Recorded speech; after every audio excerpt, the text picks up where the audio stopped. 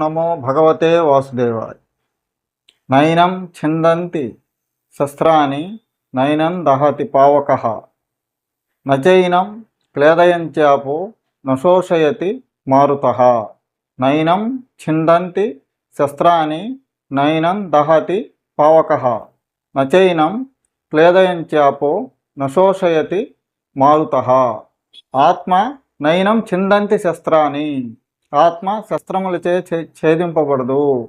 నైనం దహతి పావకః, ఆత్మ అగ్నిచే దహించబడదు. నచైనం క్లేదయంచాపో, ఆత్మ నీటిచే తడుపబడదు.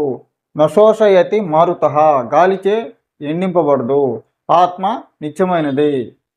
జీవుడు మరణించిన తర్వాత అతని యొక్క శరీరము పంచభూతాల్లో కలిసిపోతుంది. గాలి, నీరు, ఆకాశము, భూమి, అగ్ని, పంచభూతాల్లో ఆ శరీరం కలిసిపోతుంది. కానీ ఆత్మ మాత్రం నిత్యమైంది. జీవుడు తాను చేసినటువంటి పాపుణ్యాలను బట్టి వేరొక శరీరంలోకి ఆ ఆత్మ ప్రవేశిస్తుంది. అంతేగాని ఈ శరీరము శిథిలమైనప్పటికీ ఆత్మ మాత్రం శాశ్వతమైనది అని ఈ శ్లోకం ద్వారా శ్రీకృష్ణ పరమాత్ముడు మనకు తెలియజేస్తున్నాడు. ఓం నమో భగవతే వాసుదేవ.